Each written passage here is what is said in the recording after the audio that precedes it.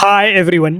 मैंने 2 दिन पहले जो है ना एक लेक्चर अपलोड किया था जिसमें आपसे कहा था कि निफ्टी की ये लेवल जो मैंने मार्क करके रखे हैं ना, ये मैंने आपको ऑलरेडी 2 दिन पहले मार्क करके दिया था कि यहाँ से आपको सेल साइड का एंट्री प्लान करना है, यहाँ से आपको सेलिंग के ट्रेड मिलेंगे। बट कल तो प्राइस इस लेवल तक पहुँचा नहीं, लेकिन आज जो है ना इस लेवल पे प्राइस डायरेक्टली पहुँचा था और इसी सप्लाई से फ्री फॉल आया था मार्केट में। काफ़ी प्रीमियम में लगभग मोर देन 50 पॉइंट्स कैप्चर हुए हैं इस सप्लाई जोन से। और इस सप्लाई जोन को मैंने आपको परसों ही बता रखा था कि यहाँ पे अगर पहुंचे प्राइस ना तो आप अपने सेल साइड का ट्रेड एग्जीक्यूट कर सकते हो।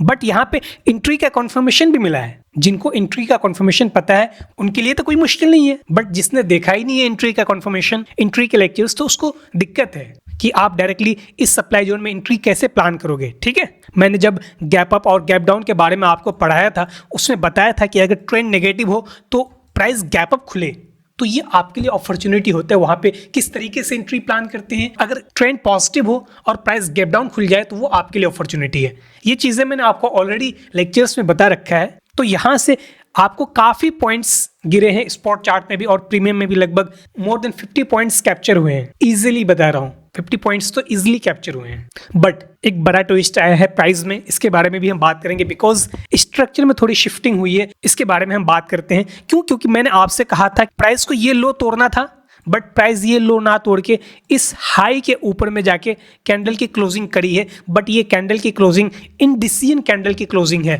कोई अच्छी कैंडल की क्लोजिंग नहीं है, सिग्नल कैंडल की क्लोजिंग। अभी मैं आपको पूरी डिटेल में सारी चीजें बताऊंगा। बट फर्स्ट टाइम आए हो तो सब्सक्राइब कर लेना, कंटेंट बहुत यूजफुल होने वाला है, लाइक कर देना। और भी लेक्चर्स अपलोडेड हैं बिल्कुल प्राइस एक्शन के बेसिस पे, आप जाके देख सकते हो। So let's start. हम आपको डायरेक्टली 15 मिनट में नहीं समझाते हैं, अदरवाइज आपको समझ नहीं आएगा। हम पहले डेली चलते हैं, वहां से आपको चीजें समझाते हैं, आपके लिए चीजें ईजी हो जाएगी।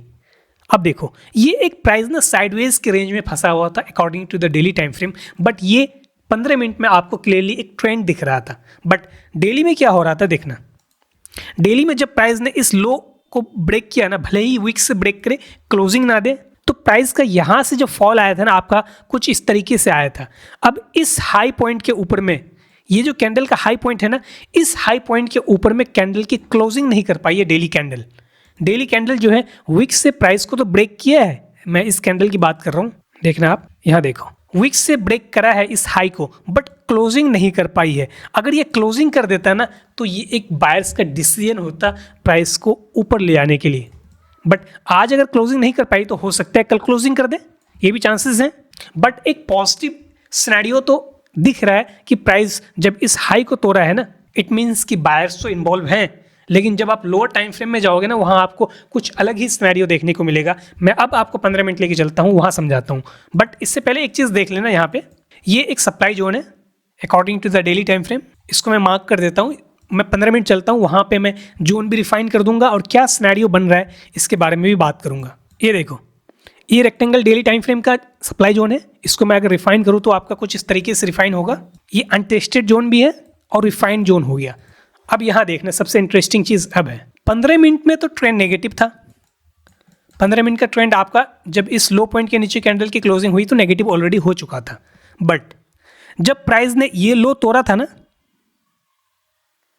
इस लो के नीचे कैंडल की क्लोजिंग नहीं कर पाई थी। ये बात मैंने तब भी बोली थी जब उसने इस लो को ब्रेक करा था। अगर कैंडल की क्लोजिंग नहीं होती है, इट मीन्स कि यहां पे बायर्स का इन्वॉल्वमेंट तो है, क्योंकि क्लोजिंग तो बायर्स नहीं होने दे रहा है ना, सेलर्स तो चाह रहा है कि क्लोजिंग हो।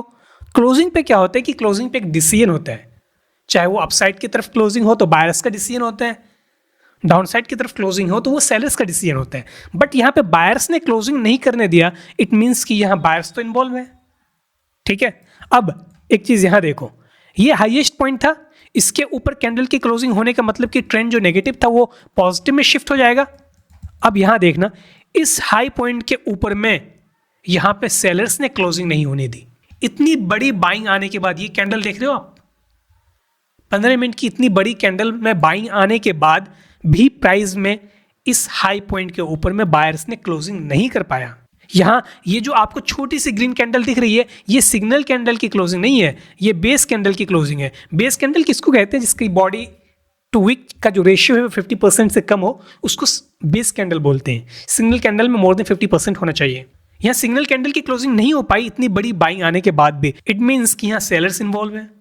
नीचे से आपको बायर्स का प्रेशर दिख रहा है, ऊपर से सेलर्स का प्रेशर दिख रहा है, तो यहाँ पे दोनों प्लेयर्स इन्वॉल्व हैं मार्केट पे। इस बात को तो ये कंफर्म कर रहा है।